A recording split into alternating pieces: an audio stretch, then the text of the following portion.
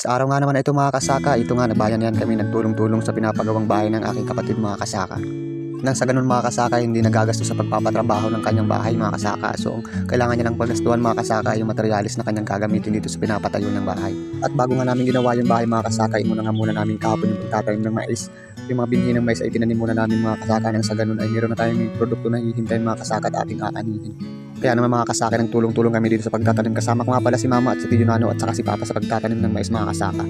Kaya pagkagising nga pala ng umaga mga kasaka, maaga na rin si papa pumunta dito sa araruhan at pagtudling na ng aming tataniman ng mais mga kasaka, yung punla ng mais. At pagkatapos nga namin itong mataniman ng mais mga kasaka, ay mag-aaral ulit tayo ngayon ng patataniman natin ng gulay. Dahil plano talaga natin mga kasaka na magtanim ng mga gulay kagaya ng mga talong, sitaw, okra at kalabasa at kung ano pang mga gulay mga kasaka na pwede natin pagkakitaan. Kaya ito nga mga kasaka, so tutulong na tayo sa pagtatanim ng binhi ng mais mga kasaka, na sa ganun ay mabilis na din matapos mga kasaka. Muntik na nga pala kami dito mga kasaka maubusan ng binhi ng mais, gawa ng kaunti lang talaga yung binhi namin dahil yung mga nakaraan na tanim namin mais mga kasaka ay hindi talaga napakinabangan gawa ng ininit at hindi nakapag-ani tayo ng maganda. Kaya naman mga kasaka, itong panibagong tanim natin mais mga kasaka ay talagang sisikapin natin na makabili tayo ng abono para naman mas maganda naman yung ating aanihin ng mais mga kasaka sa darating tig-anihan. Kaya pag nagkaroon na tayo ng budget mga kasaka, ibibili na natin yung mga kailangan natin dito kagaya ng abono at mga punla ng mga gulay, talong, sitaw, okra at kung ano pang mga gulay mga kasaka. So yun nga mga kasaka, natapos na din tayo sa pagtanim ng mais. So dito na kami pupukus ulit mga kasaka sa pinapagawang bahay ng aking kapatid.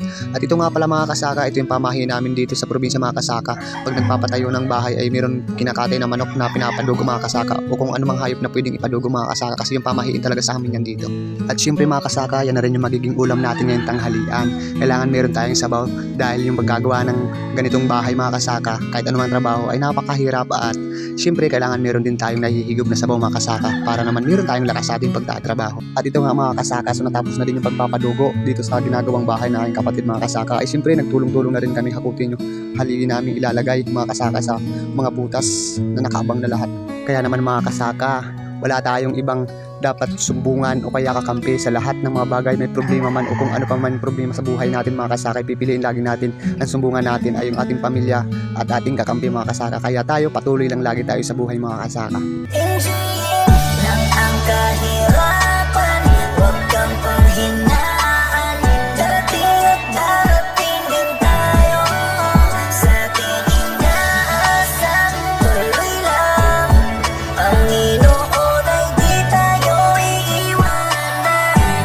Magtiwala. Kahit na anong mangyari kung tiyain, ibaba man ng marami. Kung mahirap ay hindi yan basiyan. Sipagan at sipagan, kabutihan ay palaging tuloy lang. Napakasarap ang buhay sa simpleng pamumuhay kung saan dito tayo ay sanay. Dati pang naglalakbay sa kahirapan, pagod na ako pero tiniis ko lang at tinitiis ko lang. Lalo't merong pamilyang umaasa, nagbibigay pag-asa, nagtutulak para umabanti pa, para ituloy ko pa ang mga nasulat na at pinapangarap pa. Kahit di man sigurado, malabo man masyado ay tinutuloy-tuloy. Kahit para na akong lumalangoy sa nagbabagang umunoy.